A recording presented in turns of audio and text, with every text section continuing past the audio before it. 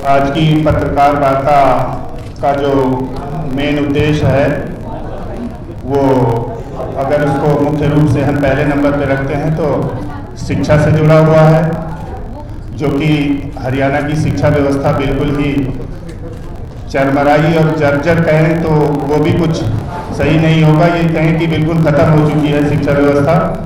दूसरा है बेरोजगारी का मुद्दा। तीसरा है नौकरियों के नाम पे पैसा वसूली।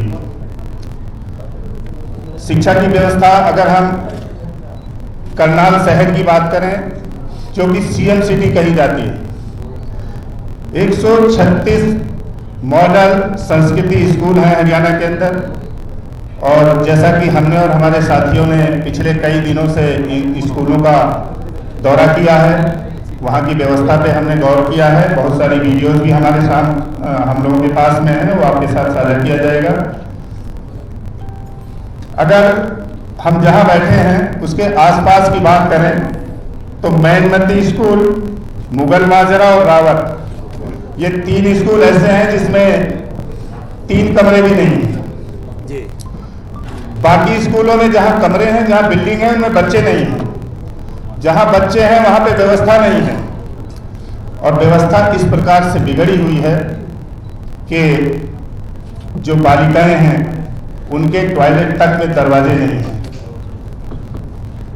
तो नाम बदलने का काम जैसे कि भारतीय जनता पार्टी पहले से करती रही है, पूरे देश में दूसरों के कामों पे अपने नाम की मोहर लगाने का काम करती रही है, ऐसा ही मॉडर्न संस्कृति स्कूल के ऊपर भी नाम बदलने का इन्होंने काम किया है। लेकिन एक सामान्य स्कूल जो एमसीडी का, प्राइमरी का स्कूल जो बेसिक शिक्षा होती है, उस लेवल की भी सुविधा इस मॉडर्न संस्कृति स्कूल में नहीं है। और मैं तो अपने पत्रकार साथियों से ये कहूँगा कि जब भी समय लगे आप भी दौरा करें। लोकतंत्र के चौथे स्तंभ है आप, शिक्षा की बात आप उठाएं, रोजगार की बात उठाएं, भ्रष्टाचार की बात उठाएं, और आप सब उठाते भी हैं, इसीलिए हम सब इकट्ठा हो रहे हैं। दूसरी बात है बेरोजगारी, जो कि हरियाणा में 34% बेरोजगारी है। और इस बेरोजगारी के नाते हरियाणा का जो युवा है 18 से 28 साल वाला, वो सब नशे की तरफ जा रहा है।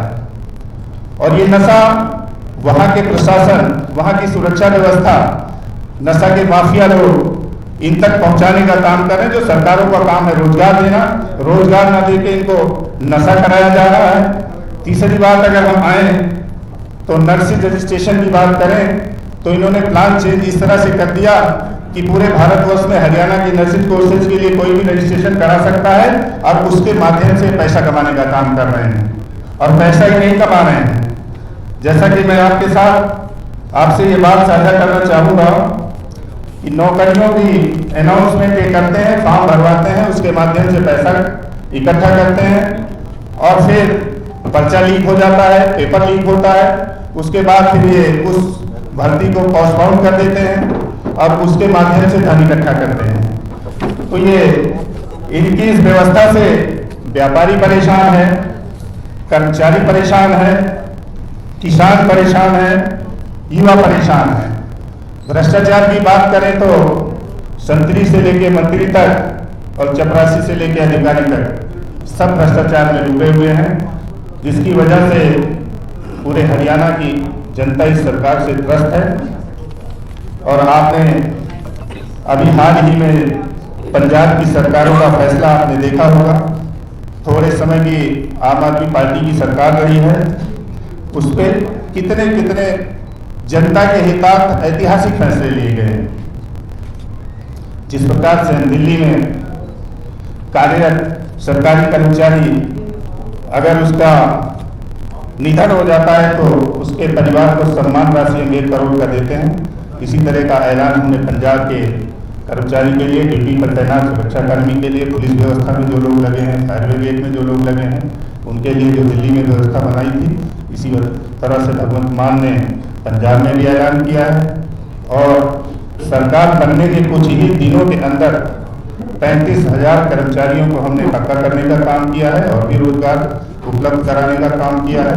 तो आज का जो मुख्य आपसे बात करने का जो आज यहाँ पे हम लोग आए हुए हैं, वो हरियाणा प्रदेश की शिक्षा व्यवस्था की जो स्थिति इतनी दयनीय हो चुकी है, उस पर हम लोग बात कर रहे हैं। और शिक्षा व्यवस्था से अगर हम जोड़ते हैं तो हमारा रोजगार खराब होता है, हमारा व्यापार खराब होता है। जब हम शिक्षित नहीं होते हैं तो हमें रोजगार नहीं मिलता है, जब हम शिक्षित नहीं होते हैं तो हम अच्छे से व्यापार नहीं कर पाते हैं। तो हरियाणा सरकार से हमारे पार्टी के और भी हमारे वरिष्ठ साथी सब लोग उपस्थित हैं, आप सब हैं, मेरी अपील है कि जनता के हितार्थ हाथ जोड़ के निवेदन है कि उनके लिए कुछ सोचें। चूँकि सरकारों ने बड़े भरोसे के साथ आपको चुना है तो किसी मुद्दे पे तो उनके साथ आ पाएँ। जैसा कि बाबा साहब अम्बेडकर ने संविधान के माध्यम से भी हमको समर्थ और शिक्षित और संगठित होने का एक नारा दिया है, उस नारे को भी हम फॉलो कर रहे हैं। हमारे अंदर देशभक्ति भी है।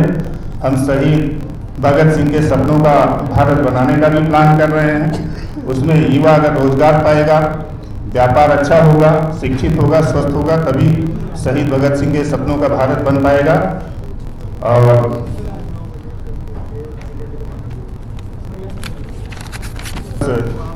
यही मुद्दा रहा है। बाकी अगर आप में से किसी को कोई सवाल